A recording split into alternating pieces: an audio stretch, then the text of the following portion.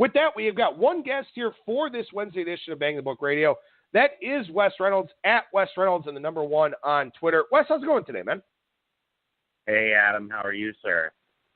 Doing very well, bud. Appreciate your time as always here. And I want to start by talking about some of the listener questions that I got earlier on in the week. And, as I mentioned to listeners before, send me your questions at Skating Tripods or adam@bangthebook.com via email. A lot of times I will crowdsource opinions here. And, Wes, I got a question about bankroll management regarding different sports and whether or not you should have the same unit size in each sport. So, as a high-volume handicapper like yourself, do you bet the same amounts across the board and utilize the same bankroll for all the sports?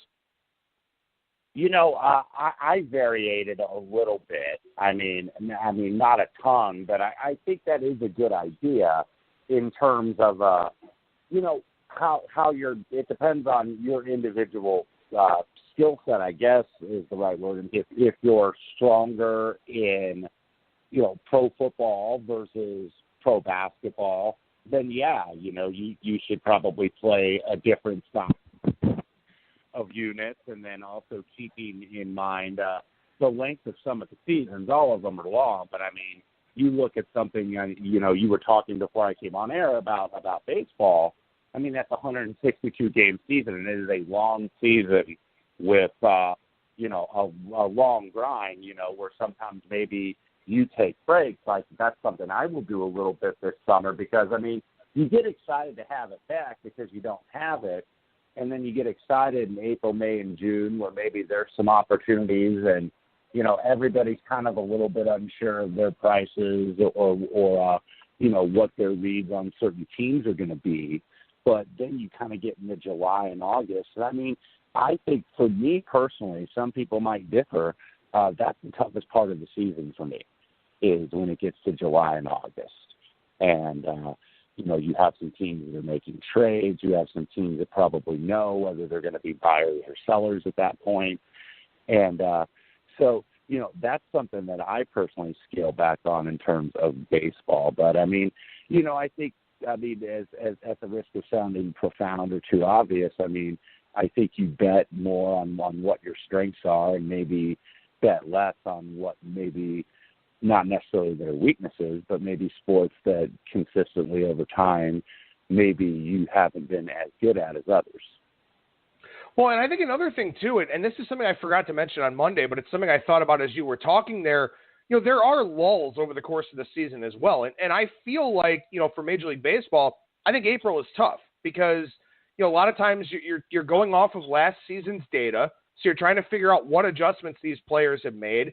The market's still kind of settling in. May through the end of August, basically, is when I feel like I do really well in baseball. And then September is just a shit show with all the call-ups and, different motivations and all that type of stuff. But that's another angle here about bankroll management in these sports is that, I think for college football, for example, I'm good at the start because I've done all that preseason work. I'm bad in the middle when the market catches up to me and I don't adjust quick enough. And then I'm usually pretty good during the bowl season. So not even just different unit sizes for each sport, but different unit sizes for the time of the season if you've been tracking your results.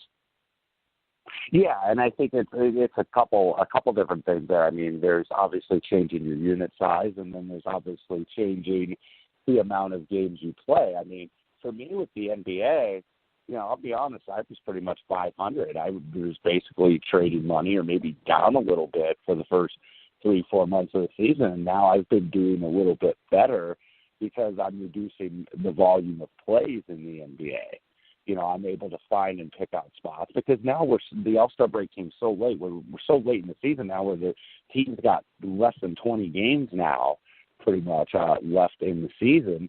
So that there are some teams that, and I don't know how much I subscribe to the tanking theory or not, but there are some teams that, are playing out the string here, and there are some teams that are still playing really hard to either get into the playoffs or get like a top 4 seed. I mean, you look, I'll just use an example with the Pacers, who did lose the other night at Detroit, but, right after Victor Oladipo went out, they looked awful for the first few games, and then they put it together.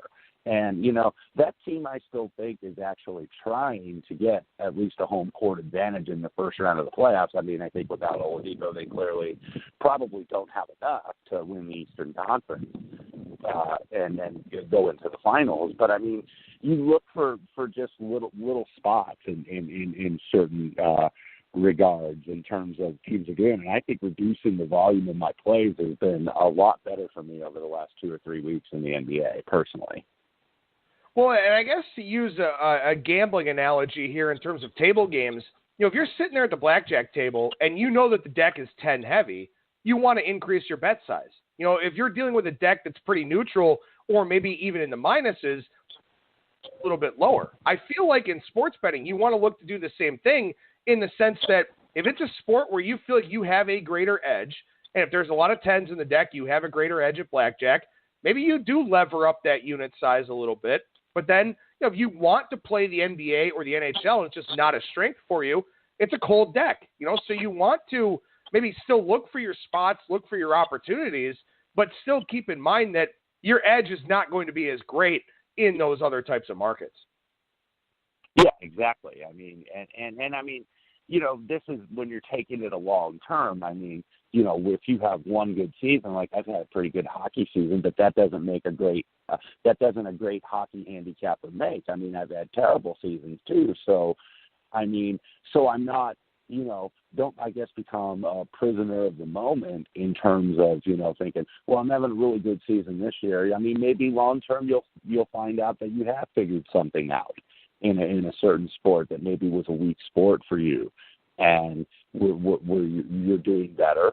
But you also got to take into consideration, looking back at a sample size, looking back over 5 years or however long you've been doing this, where you really look and say, well, I'm having a good season this year, but maybe, maybe I'm just getting some luck, or maybe, I'm just running good right now, because you could have a bad run around the corner. So, maybe not overreacting as much, especially in the sports where you're still a little unsure. I mean, I wouldn't call myself the most sure guy in hockey, even having a good season, because it can change. I mean, I don't think I know the personnel personally as well as maybe I would know the coaches or what have you, or even the landscape in general, as well as I might know something like college basketball. Well, and that's a good example here, too, because I know I've been talking to Rob Pizzola and Parker Michaels over the last couple of days, who are two very, very highly respected hockey minds. I think they're two of the best in the business here, and they're running really bad in overtime and shootouts this year. And that's an important thing to keep in mind, too, that sometimes variance just happens. You may still have good edges and be making good plays, but, obviously you still need things to work out in your favor, and you don't want to overreact to those types of things from a bankroll management standpoint either. So, very good question. I love getting questions like that. I love all my listener questions, but certainly ones about the mechanics, the mental side, the philosophical side of sports betting, things I really like. And that leads me to this question here from Steven. One of my favorite questions I've gotten doing the Monday mailbag here. I want to get your take on this, Wes. He says, let's say you take the favorite at -4, which then inflates to -8. I've heard professional bettors say they've captured, quote, value when that happens, but the only way to capture it is to then do something about it, right? Like hedge it or try to get a middle. So as he says, obviously you have a better chance of winning that bet because you've got -4 instead of -8. But what do you do about the value of having that position? Yeah, and I mean, the thing to keep in mind, I mean, it's not necessarily a zero-sum game. I mean, anybody that's, or is in kind of the daily market knows that sometimes you're going to lose with the best of it and win with the worst of it. I mean, you want to have the best of it more often than not, longer term, whether that a long term to you is a month or 3 months or 6 months or a year or several years. I mean, but, I think that that's a good point in terms of a little bit of a value. I mean, I happened to be talking with a guy on Sunday who had Michigan to close out a 3-team parlay on Sunday, and Michigan was down like 2 points, and I think Michigan State was like 2.5 for the second half. And I said, you know what you could do, to just ensure that you're getting some money, look at what the payout of that parlay is. I believe it was a 3-gamer. It was like 6-1. So I mean, I'm not sure what his juice was on every play, but take a little bit off of that. I mean, you bet $100 to win $600 on that parlay, and if you're not sure that parlay is going to win, go ahead and take some Michigan State in the second half, and go ahead and ensure that maybe actually they weren't 2.5, they were like 4.5. Let me correct myself on that. So Michigan State would have been like plus 2.5 for the game. So I said, you know what, you could take some Michigan State. My personal favorite play of that was the under in the second half, where it, squeaked under by a point or two. But you could go ahead and take some off the table and maybe bet 300 on that. And it ended up Michigan State ended up winning the game and obviously therefore covering the second half. Where, I mean, we're at least you're walking with something, and that's especially true, when you have stuff like parlays and things like that. I mean, that's just, I think, being smart. I mean, like 4 to 8 is a big swing in a number. I mean, more often than not, because the books, pretty much have the same lines and there's not a lot of variance in the market and, there's a lot of, kind of follow the leader in the marketplace, you're not going to get something like that. So, absolutely take advantage of that. And if you don't do that pregame, there's always a chance, for the second half. And I think when you're looking at second halves and stuff like football and basketball, look at what the adjusted number is going to be. And, see if that can either gives you, sometimes it'll give you more value and sometimes it'll give you less value. That's what I think, people should explore in those markets, is maybe looking at halves or looking at full games. I mean, sometimes I've found when a line moves that much in the favor of one team, maybe sometimes it's a good idea to go against that particular team in the first half, because that's such a big move. I mean, that's not, one or two groups or something making that move. That's a group making a move and then people following the move. So, once that happens, a lot of times when you get a big move like that, that team is behind. If the team has, let's say you've got an under and there was a high-scoring first half, everybody's betted under and it's a high-scoring first half, and then, there's a chance to either chase or maybe there's actual value in that second half. Well, it's one of those things, too, where, it's a very nuanced question. I mean, there's a lot of layers to it, and I love questions like this because this is the betting side of the business as opposed to the handicapping side of the business. A lot of people will get gun-shy. They will be concerned that, hey, I've got this -4. I've got my 4 points of line value. I don't want to play back at it and maybe cost myself a winner. And it's really about your risk management. It's about your risk tolerance because, if you've got, obviously, if we use this as a football example, you get 6 and 7. Those are two pretty important numbers. We use this as a basketball example. You've got the -4, so you got to push there if the game comes 4. You got 5, 6, 7. Then you can play the +8 on the other side. You've got a lot of equity through some important numbers there. A lot of people are too scared to make this play because, I don't want to give up my 4 points of line value. I don't want to cost myself a winner. But if it makes sense for you and for your risk management profile, yeah, I think you take the shot there and look at the middle, maybe a half hedge, something like that, to at least not lose all the equity on the -4. But this is a very important betting concept. This is why, 2% of people win long term, because they think in these terms. They're not just handicapping a game. They're thinking, how can I maximize the positions I have? It's a really next level kind of question and a topic that is very, very important to discuss. Yeah, absolutely. I mean, and that doesn't mean there are times where, that you have to do something with it. I mean, sometimes, you think you got the best of it and you just stick with it. But there are other chances, I'm more of a big fan more often than not to use that value to add value to something else. Yeah, no, that makes a lot of sense. I definitely agree with that mindset there. And two very good questions. And again, you're a very good person to ask these questions to as well, because, you are a high volume guy. So the bankroll management question makes sense. And I know that you do a lot of this middling and hedging type of concept, playing those derivative lines as we've talked about before. So I know this is something that's in your wheelhouse, and I'm very happy that we were able to chat about it here on today's show. So something else I want to talk to you about here in terms of late season college basketball. We talked about some of these concepts yesterday with Rolf Michaels, and I noticed yesterday on Twitter, as you were sort of talking through your thoughts on the card, some of the reasons why you were playing things, you're sort of finding those context clues out there in the betting market about some of these numbers at this time of the year in college hoops as well.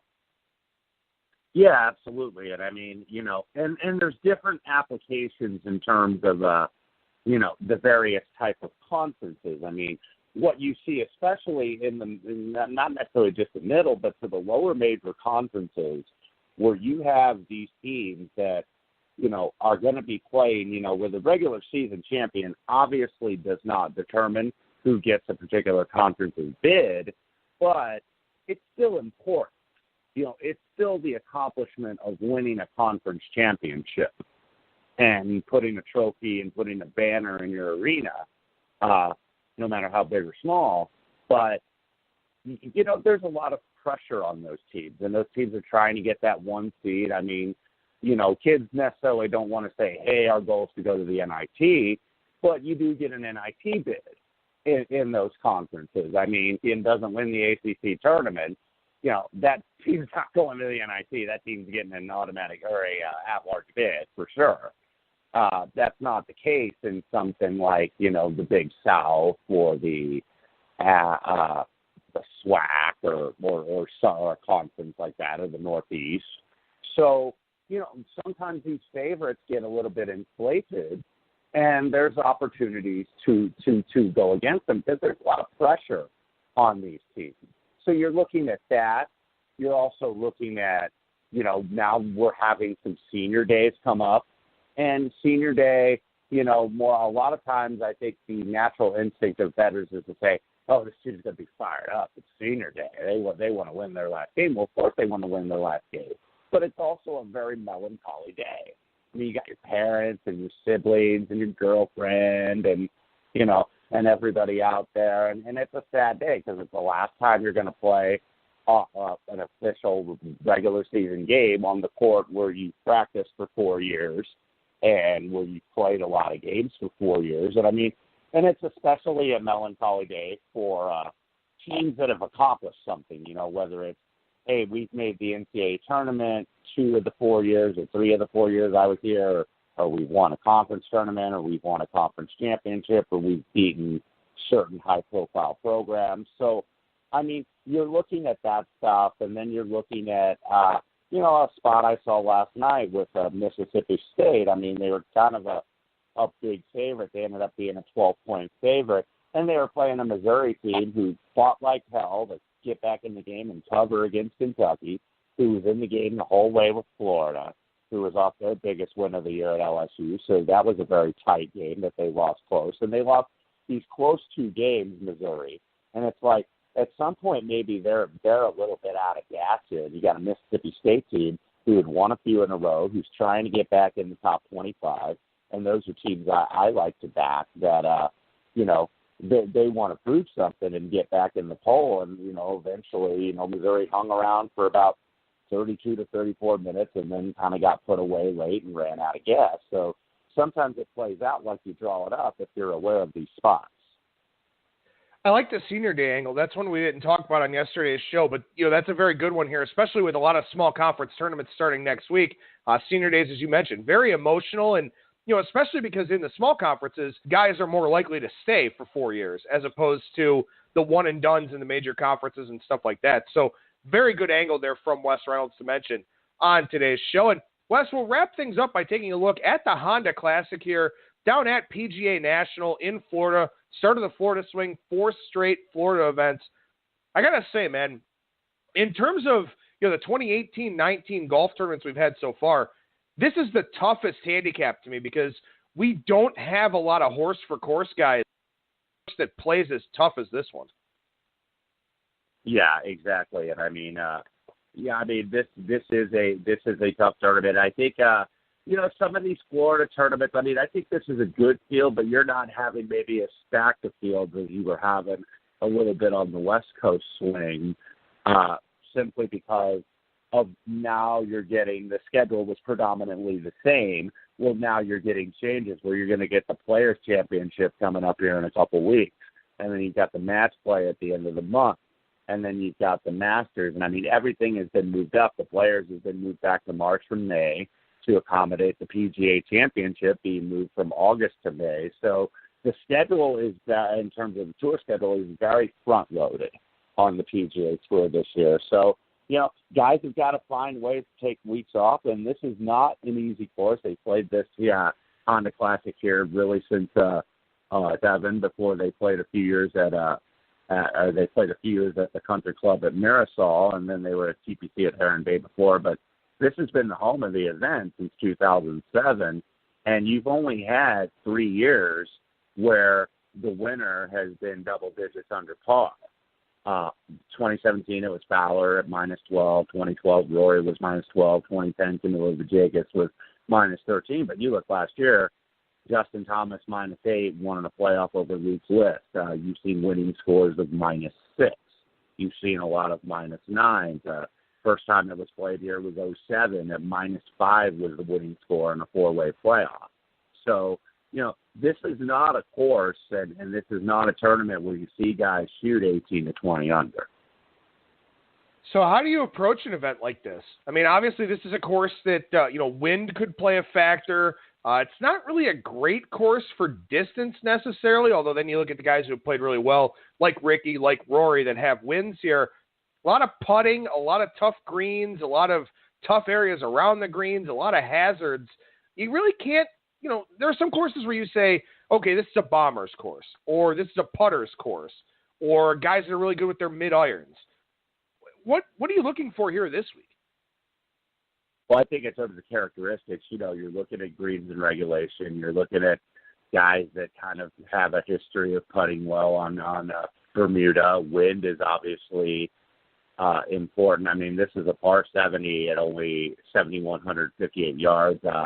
Accuracy, there is a real premium on accuracy, whereas you saw some of the California courses that are great courses, but like Riviera, you can hit it all over the place and still recover. It's a very creative course. This is a course where, you're going to get some penal rough, and if you're not driving it very accurately. So, that's kind of what I was looking at a little bit this week from statistical standpoint. So who are some of the guys that you did play for this week? Okay, first the guy I'll start out with Adam Scott, who's a former winner here back in 2016. Actually, was able to finish ahead one stroke of Sergio Garcia. Ended up 9 under. Scott is a guy that I think has always played pretty solid in this course. The other 4 finishes he has are just outside the top 10, 12th, 13th, and I mean he was second in Torrey. He ended up tied for second at Torrey. He ended up tied for 7th at Riviera, but of course people that watch remember he was in the final group. Did not play well in the final round, so maybe, if people bet what they saw last, maybe he's a guy that's getting a little bit ignored.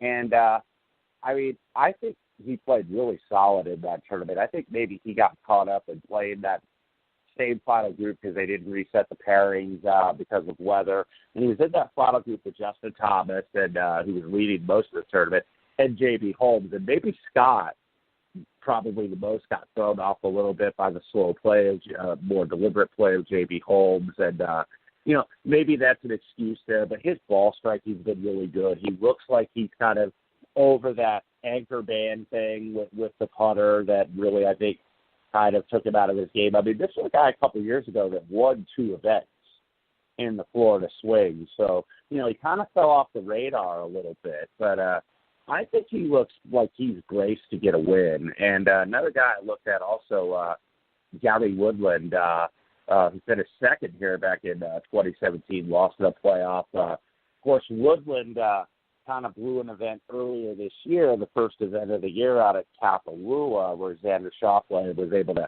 catch him with a great final round. But, Woodland's a really good ball striker. He's had some good finishes. He's already got 3 top 10 finishes this year, and we're just now about to begin March. So, I mean, he leads the tour in ball striking, and I think ball striking is so important here. It's not just about the bombing and maybe necessarily the accuracy, but also the ball striking. David Berger, a guy I went with as well, and that is really more of like that is one of the few horse for course, as you mentioned earlier, that you can talk about this year. He grew up on this course. He lost in a playoff here in 2015 to Patrick Harrington. Was the favorite actually in the alternate event at the Puerto Rico Open, where he was about 12 to 14 to 1, give or take. But, didn't really contend, but ended up shooting a 66 on Sunday to get a share for second down there. And I think, that's kind of a good buy sign. That means at least he's going to come in with some confidence. And he's played this course for so many years. You're not getting the best price, unfortunately, because the market really knows that. But he was certainly somebody I think worth looking at. Benny On, who has only played here once but was 5th last year, actually leading, even though distance isn't as important, he's actually leading the tour in driving distance this year. And just really been ripping it out there. And I got him at 50 to 1, and I think you're gonna start to see him drifting down to about somewhere in the 40s or 30s. Well, you can check out all the guys that Wes played this week for the Honda Classic, as well as over on the European Tour in the Oman Open, on his Twitter page at Wes Reynolds and the number 1. Wes, great segment. Really enjoyed having you again, buddy. Thank you so much, and we'll talk to you again next week. Hey, Adam, always good to be with you. Thanks for the time, sir.